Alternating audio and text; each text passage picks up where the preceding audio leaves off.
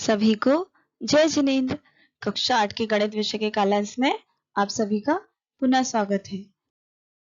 अभी हमारा अध्याय 2 चल रहा है जिसका नाम है एक चर वाले रैखिक समीकरण, linear equation with one variable.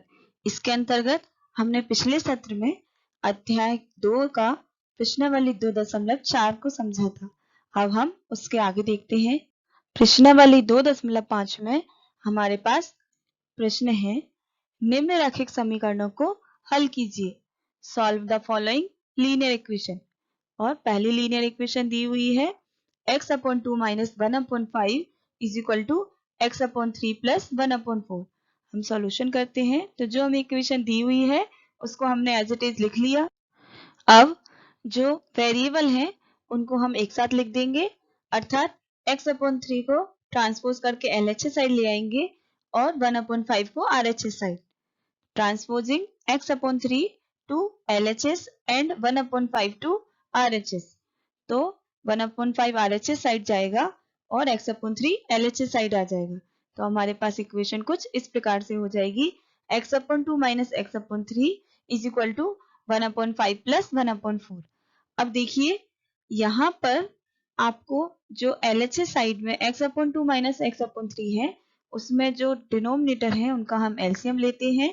तो 2 और 3 का एलसीएम हमारे पास होता है 6 और फिर हमारे पास इस प्रकार से इसके आगे सॉल्यूशन होगा। हमने 6 से सबसे पहले 2 से 6 को डिवाइड किया तो हमारे पास में 3 टाइम्स गया और 3 का मल्टीप्लिकेशन x के साथ हो गया। इसी प्रकार 3 से करेंगे जब 6 को डिवाइड तो 2 टाइम्स जाएगा और 2 का मल्टीप्लिकेशन x के साथ हो जाएगा तो 2x हो जाएगा। फिर RHS साइड में जो 1/5 + 1/4 है वहां पर 5 तथा 4 का एलसीएम कितना आया हमारे पास, लघुत्तम समापवर्तक 20 आया।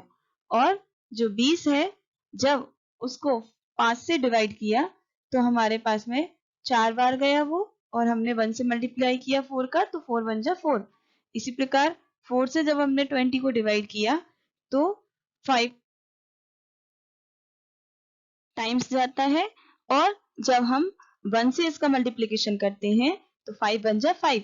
अब 3x में से जब 2x गए तो हमारे पास बचेंगे x/6 इज इक्वल टू 4 + 5 9/20।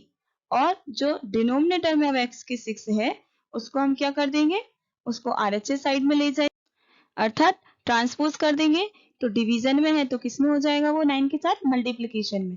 तो x इज इक्वल टू 9 × 6/20। अब हमने सबसे पहले 6 को 2 से डिवाइड किया तो 2 × 3 = 6 और 2 × 1 = 2, 0 एज इट इज।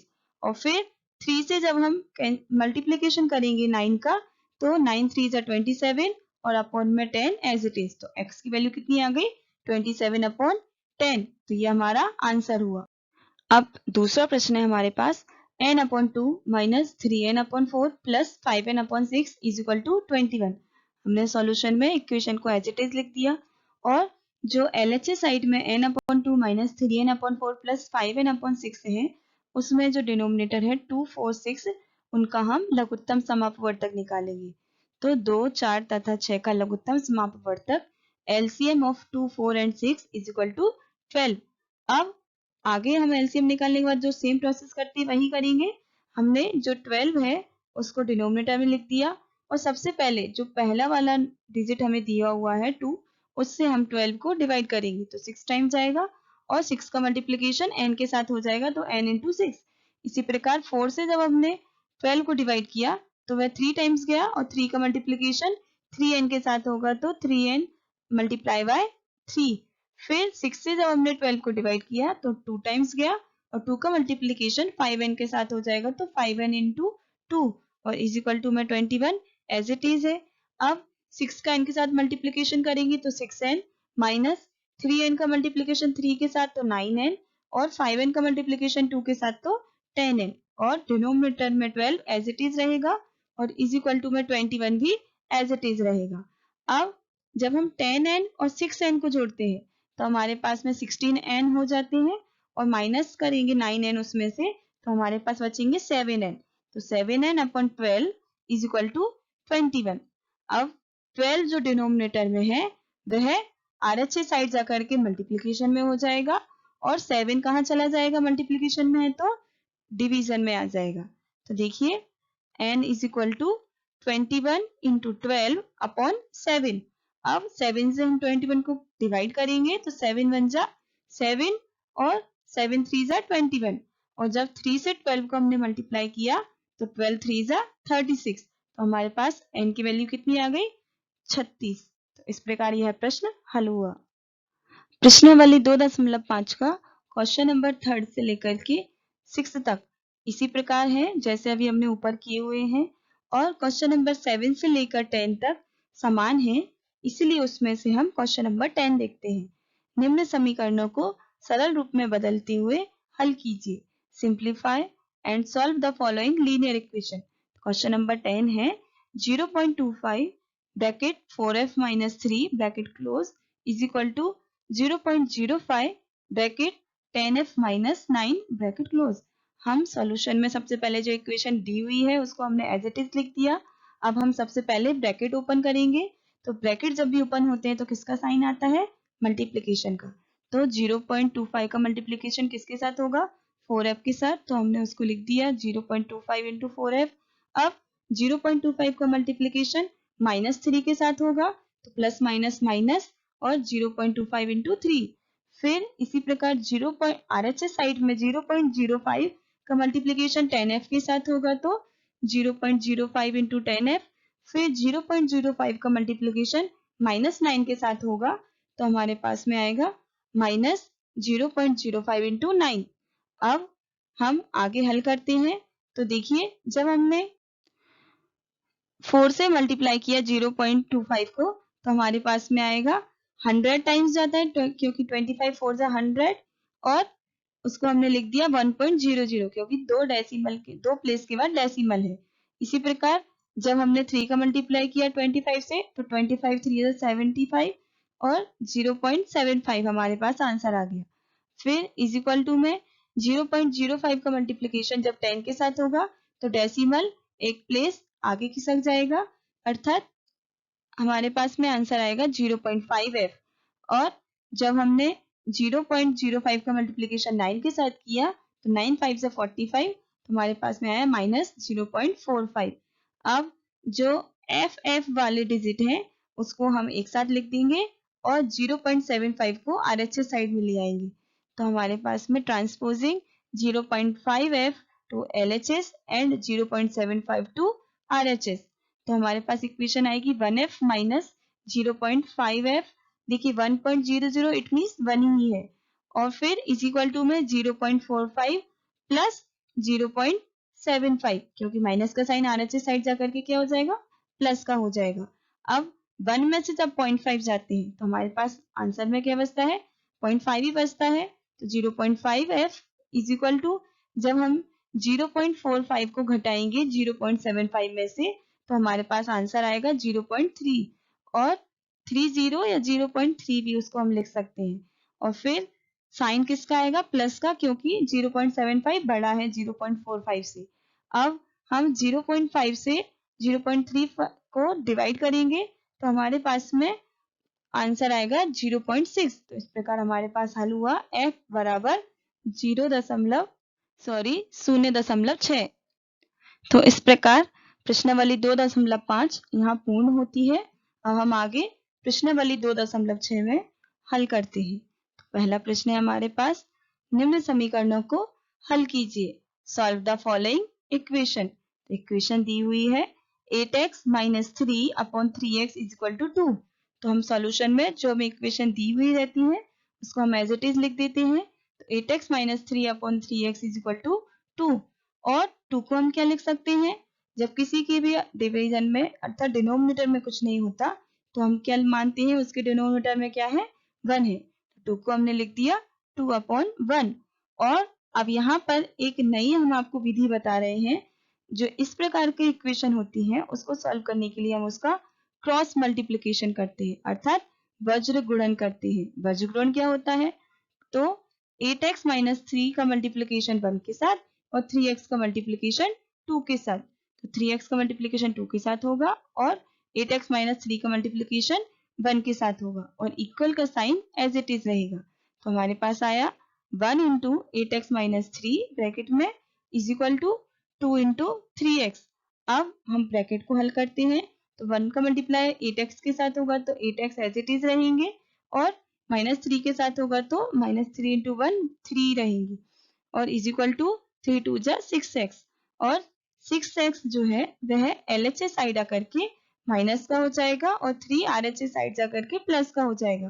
तो transposing 6x to LHS and 3 to RHS और 8x में से जब 6x जाएंगे तो बचेंगे 2x, तो 2x इज इक्वल टू 3 और 2 जो मल्टीप्लीकेशन में है x के साथ वह RHS साइड जाकर के क्या हो जाएगा, डिवीजन में हो जाएगा। तो x बराबर 3/2 अर्थात x इज इक्वल टू 3/2। तो ये हमारा हल हुआ। देखिए कितना सरल है। एक बार पुनः देखिए, हमने सबसे पहले जो इक्वेशन हमें दी हुई थी उसको हमने एज इट इज लिख दिया और 2 के अपॉन में हमने 1 मान लिया और फिर बज्र गुणन करने पर डूइंग क्रॉस मल्टीप्लिकेशन तो 8x माइनस 3 का मल्टीप्लिकेशन 1 के साथ हुआ तो 1 इंटू 8x माइनस 3 और 3x का मल्टीप्लिकेशन 2 के साथ हुआ तो 2 इंटू 3x और फिर हमने ब्रैकेट को ओपन किया तो 8x माइनस 3 और यहाँ पर 3 टू जा 6x, 6x LHS साइड जाकर के माइनस के हो गए और माइनस 3 RHS साइड आकर के प्लस का हो गया और 8x माइनस से 6x को माइनस करने पर 2x आया तो 2x इज इक्वल टू 3 और x इज इक्वल टू 3/2। तो प्रश्न नंबर 2 से लेकर के 5 तक इसी प्रकार क्रॉस मल्टीप्लिकेशन से होंगे अर्थात वज्रगुणन खंड से होंगे। अब आगे हम देखते हैं क्वेश्चन नंबर 6। हरी और हैरी की वर्तमान आयु का अनुपात 5:7 है। The ages of Hari and Harry are in the ratio of 5:7। अब यहाँ ध्यान देना है, जब भी रेशो में आता है हमारे पास प्रश्न तो हम उसको क्या मान लेते हैं, माना हरी की वर्तमान आयु 5x है, 5x वर्ष और हैरी की वर्तमान आयु 7x वर्ष है। फिर आगे उन्होंने कहा अब से 4 वर्ष बाद उनकी आयु का अनुपात 3:4 हो जाएगा। 4 years from now the ratio of their ages will be 3:4। तो 4 वर्ष बाद इतनी हम 4 को प्लस करेंगे तो हमारे पास हरी की आयु हो जाएगी 4 साल बाद 5x + 4 और हैरी की हो जाएगी 7x + 4 वर्ष। अब और वह किसके बराबर हो जाएगी, 3:4 की। तो उनकी वर्तमान आयु ज्ञात कीजिए। तो हम सॉल्यूशन देखते हैं। तो हमें माना हरी तथा हैरी की वर्तमान आयु 5x वर्ष तथा 7x वर्ष है। Let the present ages of Hari and Harry be 5x years and 7x years respectively। अब 4 वर्ष बाद आफ्टर 4 ईयर हरी की आयु बराबर 5x + 4 वर्ष और हैरी की आयु हो जाएगी, Harry's age is equal to 7x + 4 years. अब उन्होंने प्रश्न में कहा है उन दोनों का अनुपात कितना हो जाता है, 3:4। तब प्रश्नानुसार समीकरण होगा according to the question equation will be 5x + 4 मतलब हरी की आयु और अनुपात 7x + 4। अनुपात को हम इस प्रकार भी लिख सकते हैं बराबर 3:4 अर्थात 3/4। अब फिर वही सेम प्रोसेस जो हमने क्वेश्चन नंबर फर्स्ट में की थी, क्रॉस मल्टीप्लिकेशन करेंगे तो 3 का मल्टीप्लिकेशन किसके साथ हो जाएगा, 7x + 4 के साथ और 4 का मल्टीप्लिकेशन किसके साथ हो जाएगा, 5x + 4 के साथ। देखिए वज्रगुणन करने पर डूइंग क्रॉस मल्टीप्लिकेशन 4 का मल्टीप्लाई 5x + 4 के साथ हुआ तो 4 इंटू ब्रैकेट में 5x + 4 ये पूरा एज इट इज आ जाता है, किसी एक के साथ नहीं होता है, पूरी की पूरी इक्वेशन के साथ होता है। इसी प्रकार जब 3 का मल्टीप्लिकेशन 7x + 4 के साथ होगा तो 3 × 7x + 4, इसलिए हमने ब्रैकेट में लिख दिया क्योंकि 7x + 4 पूरी के साथ 3 का गुणा होगा। अब हम ब्रैकेट ओपन करते हैं तो 5 × 4 that is 20x + 4 × 4 that is 16। तो 20x + 16 इज इक्वल टू 3 का मल्टीप्लिकेशन 7 के साथ हुआ तो 21x प्लस 3 का मल्टीप्लिकेशन 4 के साथ हुआ तो 12। अब इसके बाद आप 20x को 21 में से माइनस कर देंगे और 12 को यहाँ LHS साइड ले आएंगे तो वह माइनस का हो जाएगा। तो x बराबर 4 वर्ष आयु आ जाएगी। अब हरी की आयु हो जाएगी 5 × 4 और हैरी की हो जाएगी 7 × 4। तो इसके आगे आपको हल करना है। अब प्रश्नावली 2.6 का अंतिम प्रश्न है, एक परिमेय संख्या का हर उसके अंश से 8 अधिक है। the denominator of a rational number is greater than its numerator by 8। तो परिमेय संख्या हमारा पहला चैप्टर था। तो आप सभी को पता होगा कि परिमेय संख्या हमेशा फ्रैक्शन के रूप में लिखी जाती है, तो उसमें अंश भी होता है और हर भी होता है, अर्थात न्यूमरेटर भी होता है, डिनोमिनेटर भी होता है। तो उन्होंने कहा है प्रश्न में एक परिमेय संख्या का हर उसके अंश से 8 अधिक है, तो हम x किसको मानेंगे? हाँ, हम अंश को x मान लेंगे। तो न्यूमरेटर हमारे पास x हो जाएगा, तब डिनोमिनेटर कितना हो जाएगा? उससे 8 अधिक मतलब +8, तो x + 8। फिर आगे उन्होंने कहा यदि अंश में 17 जोड़ दिया जाए, मतलब x में यदि 17 को जोड़ेंगे तो x + 17 हो जाएगा, तथा हर में से 8 घटा दिया जाए। If the numerator is increased by 17 and denominator is decreased by 1, increase मतलब +17, तो x + 17 हो जाएगा, और डिनोमिनेटर में से डिक्रीज अर्थात माइनस करना है 1 को, घटाना है 1 को, तो x + 8 था हमारे पास डिनोमिनेटर, उसमें से -1 हम कर देंगे। तब आगे उन्होंने कहा है हमें 3/2 प्राप्त होता है। द नंबर ऑफ 10 इज 3/2, तो वह किसके बराबर हो जाएगा? 3/2 के बराबर। फिर वह परिमेय संख्या ज्ञात कीजिए, फाइंड द रेशनल नंबर। तो देखिए हम हल करते हैं। माना परिमेय संख्या का अंश x है।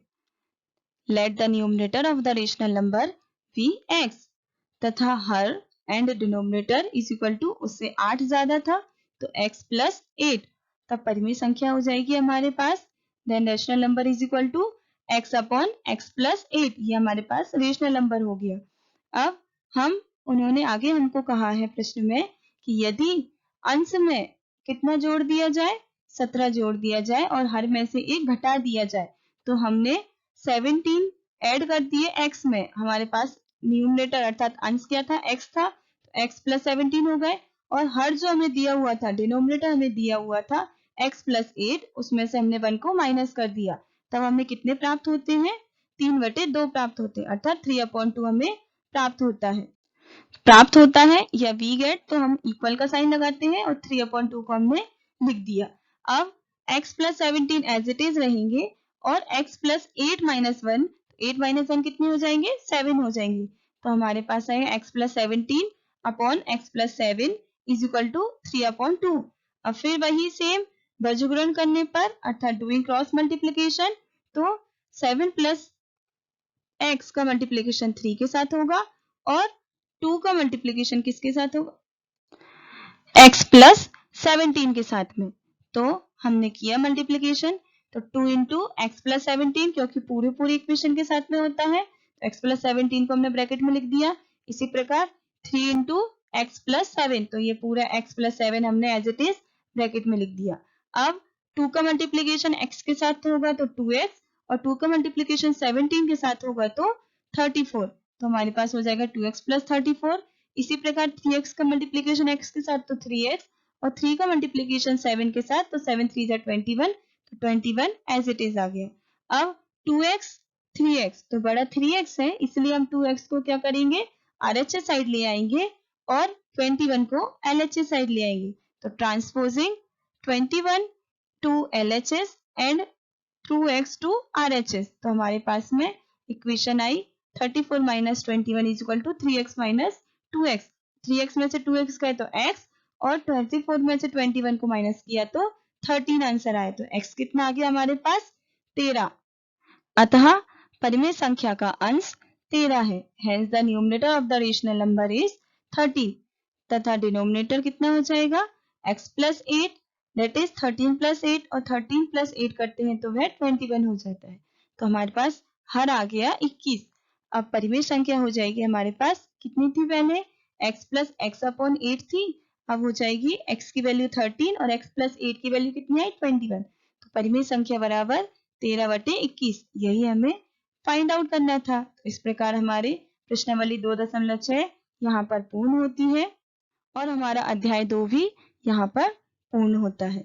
तो इस अध्याय में जो हमने बैलेंसिंग मेथड सीखा था, उससे अच्छे जी कहते हैं कि हमें कभी भी किसी से तुलना नहीं करनी चाहिए, क्योंकि तुलना करने से जो अच्छा होता है तब हमें अहंकार आएगा, और यदि हमें कुछ कम मिला है तो हमारे अंदर दीनहीनता का भाव आएगा। और आचार्य जी ने यह भी कहा है कि प्रतिभा को कभी भी प्रमाण की आवश्यकता नहीं होती। तो इस प्रकार अध्याय 2 यहाँ समाप्त होता है। धन्यवाद। जय जिनेन्द्र।